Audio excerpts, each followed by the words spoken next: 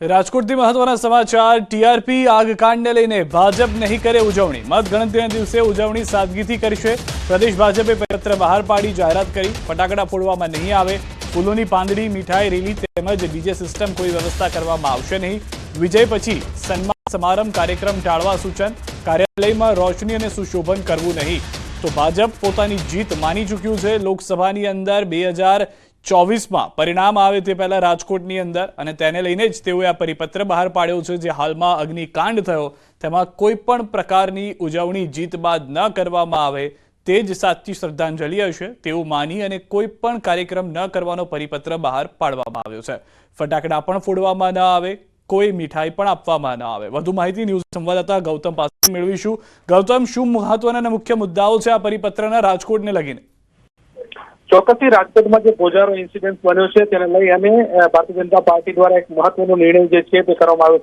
છે જો કે લોકસભાની ચૂંટણી જે છે તેનું પરિણામ 4 જૂને આવવાનું છે ત્યારે પરિણામ આવે તે પૂર્વે જ ભારતીય જનતા પાર્ટીનો એક પરિપત્ર જે છે સામે આવ્યો છે અને પરિપત્રની અંદર રાજકોટમાં બનેલી દુઃખદ ઘટનાને લઈ અને મતગણતરીમાં તેઓ વિજય અને સંયમ અને સાદગીથી ઉજવે તે પ્રકારનો એક પરિપત્ર કરવામાં આવ્યો છે જેમાં મતગણતરી સ્થાનની બહાર કાર્યાલય કે અન્ય જગ્યાએ ફટાકડા નહીં ફોડવાનો પણ નિર્ણય જે છે તે કરવામાં આવ્યો છે મીઠાઈની વ્યવસ્થા નહીં રાખવાનો પણ નિર્ણય જે છે તે કરવામાં આવ્યો છે ફૂલની પાંદડી કે ગુલાલ ઉડાડીને પણ અભિવાદન નહીં કરવાનો નિર્ણય જે છે તે કરવામાં આવ્યો છે સાથે સાથે કાર્યકર્તાઓ ટોપી કેસ પહેરીને હાથમાં પાર્ટીના ઝંડા સાથે થકી જયના સૂત્રધાર સાથે વિજયને આવકારે તે પ્રકારની બાબતોનો ઉલ્લેખ જે છે તે કરવામાં આવ્યો છે મતગણતરી બાદ વિજેતા ડીજે ઢોલ કે ખુલ્લી જીપમાં સર્કસ ન કાઢે તે પ્રકારનો પણ નિર્ણય જે છે તે કરવામાં આવ્યો છે આમ કાર્યાલયની સુશોભન પણ નહીં કરવાનો નિર્ણય જે છે તે કરવામાં આવ્યો છે આમ મહત્વનો નિર્ણય જે છે તે કરવામાં આવ્યો છે રાજકોટમાં જે ગોજારો જે અકસ્માત જે છે તે સર્જાયો છે ટીઆરપી મોલની અંદર અગ્નિકાંડની જે ઘટના ઘટી છે ને જેને લઈને Bhajap સંયમતાથી વિજયની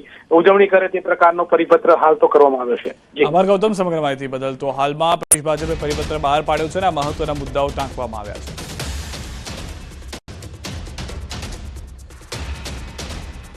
knowledge chamber of commerce and ઇન્ડસ્ટ્રીએ એમએસએમઈ કન્વેન્શન 2024 અને તેના 6ઠ્ઠા વાર્ષિક સ્થાપના દિવસ પહેલા Russian centre for conservative policy સાથે એમઓયુ પર હસ્તાક્ષર કર્યા છે રશિયા સાથેના દ્વિપક્ષીય સંબંધોને ટકાવી રાખવાના ભાગરૂપે આ એમઓયુ પર હસ્તાક્ષર કરવામાં આવ્યા હતા ભારત અને રશિયા વચ્ચે વેપાર રોકાણ અને પ્રવાસન તકોને પ્રોત્સાહન આપવા અને પ્રોત્સાહિત કરવા માટે આ એમઓયુ પર હસ્તાક્ષર કરવામાં આવ્યા છે રશિયન સેન્ટર ફોર કન્ઝર્વેટિવ પોલિસીના સમર્થન સાથે knowledge chamber of commerce and industry જાગૃતિ ફેલાવવા માટે વિવિધ પ્રતિનિધિ મંડળો કાર્યક્રમો પ્રદર્શનો અને પરિષદોનું આયોજન કરશે આ પ્રતિનિધિ મંડળો કાર્યક્રમો પ્રદર્શનો અને પરિષદોની જાહેરાત આંતરરાષ્ટ્રીય વેપારના પરસ્પર લાભ માટે અને બંને સંસ્થાઓના સભ્યોની સુવિધા માટે સમગ્ર વર્ષ દરમિયાન આયોજન કરવામાં આવશે Russian centre for conservative policy ગુજરાતના એક્ઝિક્યુટિવ ડેપ્યુટી હેડ મેહુલ રાવલે જણાવ્યું આરસીસીપીએ ગુજરાતનો સમકક્ષ છે અને આ એમઓયુ સ્ટાર્ટઅપ્સને ખાસ કરીને ગુજરાતના તેમના વ્યવસાયને વધારવા માટે અથવા તેનાથી વિપરીત રશિયન કંપનીઓ સાથે જોડાણ કરવામાં મદદ કરશે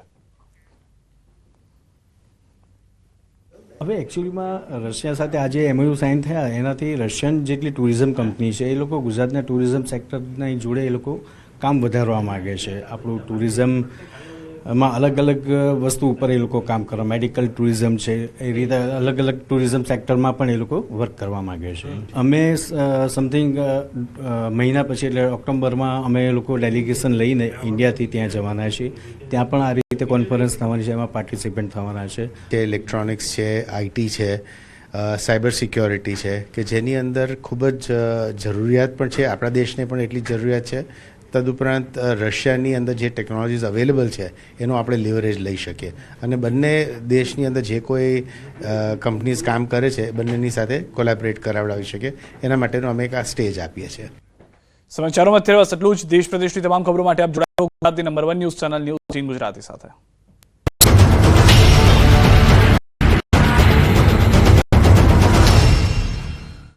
હાથી સાંસદ રામ મોકરિયાએ 70,000 રૂપિયાની લાંચ લીધાનો ધડાકો કર્યો છે ખુદ ભાજપના રાજ્યસભાના સાંસદ રામ મોકરિયાએ લાંચ આપ્યાની વાત સ્વીકારતા રાજકોટના રાજકારણમાં ભડકો થયો છે રાજકોટમાં પૈસા આપ્યા વગર કોઈ કામ ન થતા હોવાનો અને તંત્રના ભ્રષ્ટાચારનો ખુદ સાંસદ રામ મોકરિયાએ જ ખુલાસો કર્યો છે જે બાદ ભારે ખળભળાટ મચી ગયો છે સાંસદ રામ મોકરિયાનો દાવો છે કે ફાયર એનઓસી માટે મેં પણ આપ્યા હતા 70,000 ડેપ્યુટી ફાયર ઓફિસર ભીખાભાઈ ઠેબાને પૈસા આપ્યા હતા જે સમયે હું બિઝનેસમેન હતો ત્યારે આપ્યા હતા પૈસા સાંસદ બન્યા બાદ ઠેબા પાસેથી મંગાવ્યા હતા પરત પૈસા ભીખાભાઈ ઠેબાએ કવરમાં 70,000 નાખી પરત કર્યા હતા.